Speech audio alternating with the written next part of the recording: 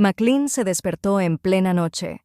Una sola vela, colocada cerca del suelo, iluminaba la estancia, alargando las sombras.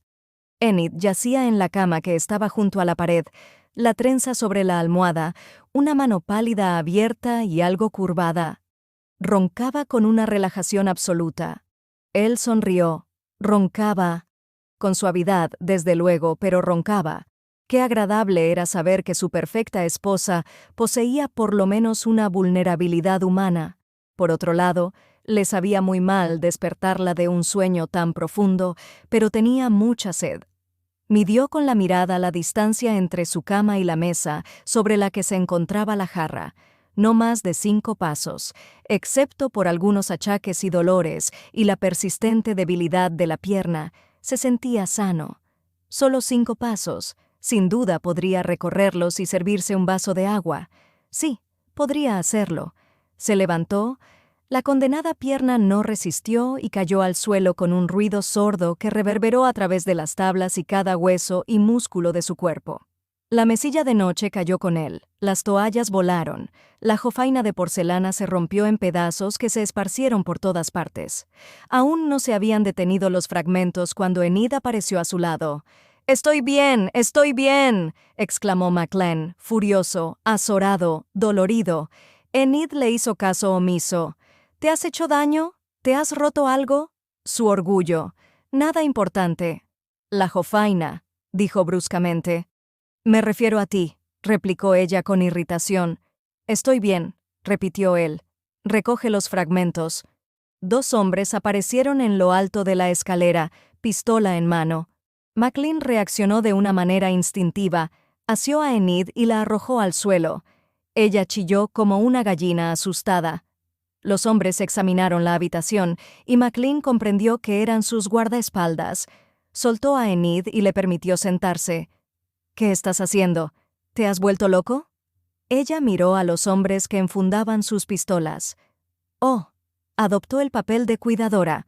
«No te preocupes, son Harry y Sandeman, no te harán daño». McLean quería decirle que no le gustaba que le tranquilizara como a un niño que se ha despertado de una pesadilla, sobre todo delante de los hombres, pero ella le puso un brazo alrededor de los hombros para ayudarle mientras él se esforzaba por sentarse, y los brazos femeninos eran un lugar de primera clase donde permanecer. Sosteniéndole como si fuera un niño que, al tropezar, se hubiera abierto una brecha en la cabeza, Enid se dirigió a los hombres armados. «Vosotros, Harry, Sandeman, ayudadme a acostarlo de nuevo». McLean tenía la fuerza suficiente para apartarla. «Cálzate primero, te vas a cortar con la porcelana rota». «Nosotros le llevaremos, señorita». McLean reconoció al hombre que había hablado. «Harry». «Haga lo que le dice McLean y póngase los zapatos», le dijo Harry. «Quiero ayudar». McLean observó que los 2 hombres miraban fijamente el techo. Miró a Enid. Cielo santo, salvo por la larga y transparente camisa de dormir veraniega, estaba casi desnuda. La miró porque no podía evitarlo, y gozó porque un hombre tendría que estar muerto para no gozar. Entonces le dijo en voz baja y pronunciando lentamente: «Ve a ponerte una bata». Ella bajó la vista para mirarse. «¡Hombres!», exclamó, en un tono que expresaba la repugnancia absoluta que sentía por unos seres que, en un momento de crisis como aquel, pensaban en la desnudez de una mujer. McLean podría haberle dicho que los hombres eran capaces de pensar en la desnudez de una mujer durante la más atroz de las torturas, durante una audiencia con la reina, incluso bajo los rayos de una tormenta. Pero a veces un exceso de conocimiento era malo para una mujer. Se alejó exagerando los movimientos del cuerpo, los hombres mirando todavía a otra parte, y en cuanto se hubo ido, Harry se arrodilló al lado de McLean. «¿Se ha roto algo? ¿No? ¿Sangre? ¿No? Muy bien, entonces». Los 2 hombres alzaron a McLean y con un mínimo de dificultad lo acostaron de nuevo. McLean gimió mientras asimilaba las diversas molestias y dolores que había añadido a los que ya tenía, pero no se había hecho un daño permanente, y observó a sus guardaespaldas. Harry estuvo en la habitación aquel primer día en que McLean abrió los ojos, y aunque había enfundado su arma, el herido no olvidaría fácilmente que, con la pistola en la mano, parecía totalmente a sus anchas. ¿Siempre estáis abajo?, le preguntó. ¿Hay alguien en todo momento? Miró detrás de él. Aquí está. Enid se había puesto la bata de algodón rosa y los zapatos en un santiamén, y Harry y su amigo se hicieron a un lado. La mujer se inclinó sobre McLean, llena de preocupación. La trenza le caía sobre el hombro, y él notó el aroma de flores y brisas primaverales que era fruto de su paseo. ¿Te has caído de la cama? No, intente levantarme para beber agua. No seas tonto. Caerse de la cama no es nada embarazoso. Enid sacudió la cabeza, como si hubiera comprendido por fin la frase de McLean. De alguna manera se dio cuenta de que le decía la verdad, y allí, ante los ojos del herido, la cuidadora se transformó en una esposa indignada. Se apretó el cinto de la bata y le preguntó: ¿Me estás diciendo que, cuando solo hace 2 días que te alimentas y con tus lesiones, has creído que podrías caminar hasta la mesa? No podían ser más de 3 pasos. Restó 2 de su cálculo inicial. «Llevas 2 meses sin caminar, tienes la pierna rota». Soltó un bufido de enojo. «¿Es que no tienes sentido común?» «No», le gritó él. «No lo tengo. Solo soy un estúpido que no comprende de dónde vienen los bebés. ¿Recuerdas?» Se hizo un silencio opresivo en la estancia. Los hombres armados, tras intercambiar una mirada, posaron la vista en el suelo. Enid miró fijamente a McLean y luego a los hombres. Volvió a mirarle y se echó a reír. Él exhaló un suspiro de alivio. Detectaba una nota de histeria en el júbilo de Enid, pero la histeria era mejor que la alternativa. Había pensado que ella volvería a romperle la pierna. Enid se cubrió la frente con la mano. «¿Pensaste que podrías ir por ti solo en busca de agua?» Se acercó a la ventana y volvió a reírse. «¿Para qué lleváis armas, muchachos?», preguntó McLean con naturalidad. «Alguien trató de matarle en Crimea, y eso preocupa al gobierno de Su Majestad», respondió Harry. «Solo 3 pasos», exclamó Enid. McLean mantenía una calma notable. ¿Acaso espera el gobierno de Su Majestad una repetición del atentado en Inglaterra? Tal vez. Harry tocó con el codo a su compañero y los dos retrocedieron hacia la escalera. «No sabe de dónde vienen los bebés». El júbilo de Enid tardaba en extinguirse. No duraría mucho más. Una lástima, porque McLean pensaba que a continuación vendrían las recriminaciones. Se permitió mirar hacia la ventana. Ella estaba sentada en el antepecho, cruzada de brazos y mirándole. Aunque él no recordaba haber estado casado, algo sabía de la manera en que se debía tratar a una mujer. «Lo siento», le dijo.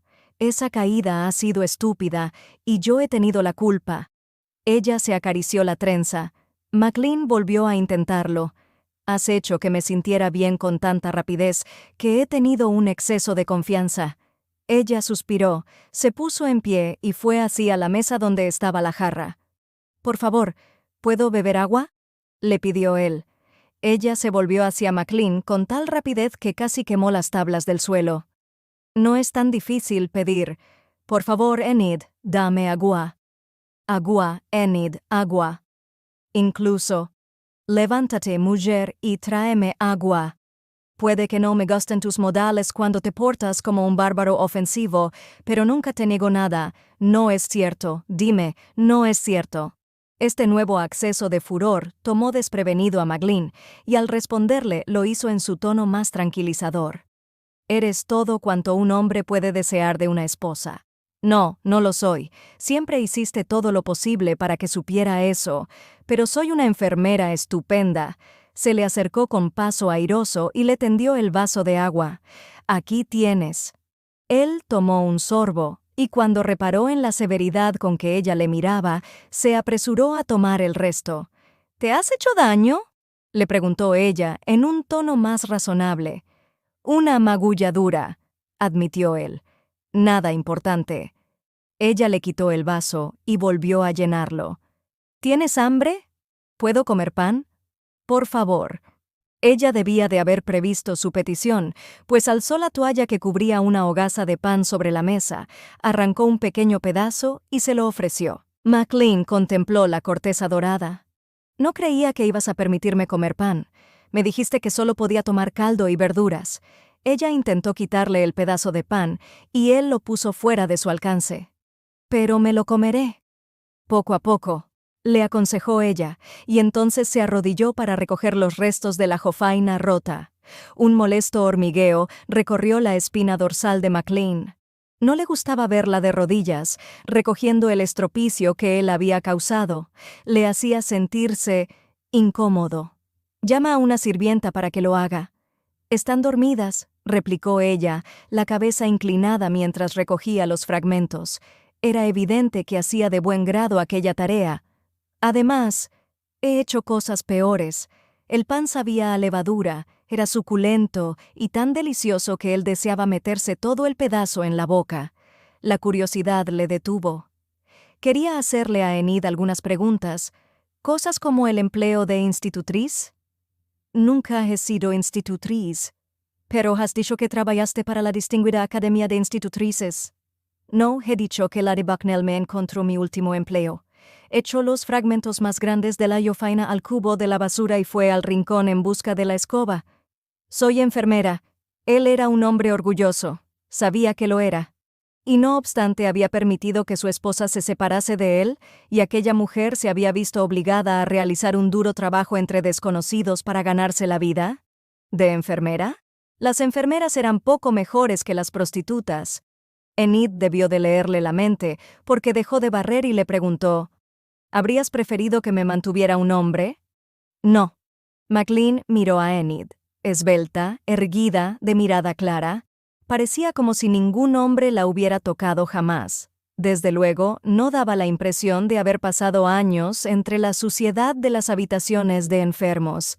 Él no creía que hubiera trabajado de enfermera, no creía que él hubiera permitido semejante cosa. No obstante, ella exudaba desdén, resentimiento, desconfianza, y todo lo causado por él. Sin duda ninguna mujer podría fingir semejante intensidad de sus emociones. «Cuidabas de... gente». «¿De quién?» «De personas enfermas». Enid sabía qué era lo que le estaba preguntando y se mofaba de él dándole muy poca información. «¿Hombres?» «Sí». McLean quiso gritarle. En vez de hacer eso, le pidió en un tono suplicante. «Háblame, Enid». Apoyada en la escoba, ella exhaló un suspiro y cedió. «Dejé de ocuparme de los caballeros. Hasta los más ancianos retrocedían desde el borde de la muerte para ofrecerme la posición de su querida». McLean se sulfuró. Notó la rabia agazapada en sus entrañas, pero era una rabia por las circunstancias que se interponían entre ellos, por su pérdida de memoria, por el resentimiento hacia él contra el que no podía hacer nada. No quería escuchar, y al mismo tiempo necesitaba comprender. «¿Cómo te hiciste? ¿Enfermera?» «Había un doctor en el pueblo donde vivimos algún tiempo». «¿Donde tú y yo vivimos?» «Sí». Ella barrió bajo la cama, bajo la mesilla de noche, buscando fragmentos de porcelana en todos los rincones. «¿Un pueblo de Escocia?» «No, en Little Bidewell, al norte de York». «¿Por qué vivía yo en Inglaterra?» «Probablemente te echaron de Escocia». Enid reunió los fragmentos en el recogedor. «Vamos a encontrar esquirlas en este suelo durante meses». Enid. En silencio, él le pidió que se lo contara todo. «Esto no te va a gustar», le advirtió ella, y pareció que la joven lamentaba tener que decírselo. «Eras un aventurero, un jugador, siempre ibas de un lado a otro. Vivíamos en alguna parte unas 2 semanas y entonces echabas a perder la acogida que nos habían dispensado al ganar al jefe de policía jugando a las cartas o a apostar con el posadero y quedarte con su mejor vajilla de plata. Y entonces nos poníamos de nuevo en camino». No puedo creer tal cosa. Si Enid decía la verdad, era la clase de hombre que él despreciaba. Y sin embargo, no podía dejar de creerla. No sabía nada de sí mismo. No recordaba nada de su pasado. Y más aún en los últimos días, sometido a sus cuidados y entre continuas discrepancias, había adquirido una creciente confianza en ella. Enid irradiaba un brillo como el de la llama más clara de una vela. Cumplía con su deber sin la menor queja. Recogió los fragmentos de la jofaina y dejó la escoba y el recogedor en su sitio. Le daba de comer a cualquier hora. Le respondía con ingenio y sus réplicas adustas eran como las olas que rompían en el mar del norte. Ella le hacía pensar, le hacía sentir, le hacía querer. Él deseaba calentarse las manos en su cuerpo, estrecharla contra sí hasta que le llenara de su luz, y él la llenara de sí mismo. «Puesto que te has despertado», le dijo ella, «he pensado que has sufrido un cambio». Tenía que haber una razón para que ella desdeñara de un modo tan inflexible al hombre que él había sido antes. No podía estar tan equivocado. Al mirarla, veía a una mujer guapa, vestida con una desgastada bata rosa, bella por su inteligencia y la fuerza de su personalidad. La clase de mujer que examinaría una situación determinada, decidiría cómo era y se atendría a su opinión al margen de lo tercamente equivocada que estuviera. Eso debía de explicar la discrepancia entre el hombre que él era y el que recordaba. Veía su relación con los ojos de una juventud inflexible, y lo que recordaba no podía ser la verdad. Sí, eso tenía que ser. Cuando recuperase la memoria, descubriría que su matrimonio había sido una serie de errores juveniles, que en el caso de ella, el tiempo había alterado los hechos y que con la madurez de su edad actual podrían corregir los antiguos errores. Las siguientes palabras que ella dijo le hicieron abandonar abruptamente sus reflexiones y atenderla. «Mantengo la esperanza de que en los años que hemos estado separados te hayas reconciliado con tu familia. Siempre has dicho que tus parientes eran importantes para ti, pero desafiarlos era lo que guiaba todas tus acciones. ¿Estaba reñido con mi familia? Habría jurado que era el más entregado a su familia de todos los hombres. Probablemente ella se equivocaba también en ese aspecto. Por eso te casaste conmigo. Yo no era la novia que los McLean habrían elegido». Su boca se curvó en una sonrisa amarga. «Tu primo, el señor del clan McLean, se oponía por completo a nuestro matrimonio. Tenía un primo». El recuerdo de la muchacha sobre la roca cruzó por su mente una vez más y le preguntó astutamente: «¿Alguien más? ¿Madre? ¿Padre? ¿Hermana?» «Tenías a tu madre, pero no mostrabas el menor interés por ella. Solo hablabas de Kiernan». Kiernan era seco como un palo. Kiernan se creía muy inteligente. Contabas maravillas de Kiernan. Te morías de envidia de Kiernan. Kiernan. Él se irguió lentamente. El nombre le sonaba. «Le recuerdo». Ella corrió a su lado, la voz vibrante de esperanza. «¿De veras?» «No, quiero decir, recuerdo el nombre, o por lo menos no me resulta desconocido». Lo intentó. Puso todo su empeño, esforzándose por avivar la memoria, pero lo que había detrás del nombre le eludía. Como todas las personas y todo lo demás, Kiernan se cernía fuera de alcance en las brumas de su mente. Extenuado por el esfuerzo, se dejó caer sobre las almohadas. «No está aquí». Él frunció la frente. «¿Quieres que le informemos de que estás vivo? Estoy segura de que tu familia debe de estar preocupada». «No tengo la impresión de que lo estén». Tal vez era cruel descartar así al clan que le había dado el ser, pero no se enfrentaría a unos desconocidos a los que no recordaba ni trataría de justificar una existencia entregada a la disipación, si realmente tal era la vida que había llevado. «Bueno, háblame de ese doctor, el que te enseñó tu profesión». El doctor Gerritson era un hombre de 70 y tantos años, y había vivido en Little Bidwell toda su vida, curando a todo ser enfermo que podía, tanto humano como animal. Me quedé con él. Le ayudé a tratar a sus pacientes y aprendí todo lo que podía enseñarme. Tomándola por el extremo de la trenza, McLean la atrajo más cerca de la cama. «¿Qué has hecho desde entonces?» «He cuidado de ancianos, sobre todo, y de personas muy enfermas». Él introdujo los dedos entre las hebras de la trenza y se maravilló de lo sedosa que era su textura.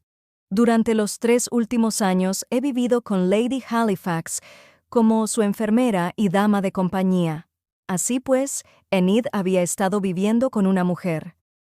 ¿Es una anciana decrépita? Yo diría que no. Es una persona desagradable, quejumbrosa, exigente y difícil, pero también es inteligente, perspicaz, justa y la mejor de las mujeres. Le tengo una gran admiración. ¿Te envió ella la carta que recibiste? En efecto. McLean se tranquilizó por lo menos en un aspecto. Pero está muy enferma. Ya no puede escribir, pero dicta a su nueva enfermera. Enid se miró las manos entrelazadas. La dejé para venir a tu lado. Su voz carecía de expresión, pero lo que mejor manifestaba era su obstinado resentimiento. Él le apretó la trenza. «¿Preferiste cuidar de una anciana que de mí?», le dijo. «Escogiste limpiar a un enfermo y sostener la mano de un moribundo que vivir conmigo. Por muy escandalosa que fuese mi moral, ¿cómo pudiste dejarme para llevar semejante existencia?» «Me interpretas mal, no fui yo quien te dejé». Se apartó de él y liberó su cabello de un tirón. «Tú me abandonaste».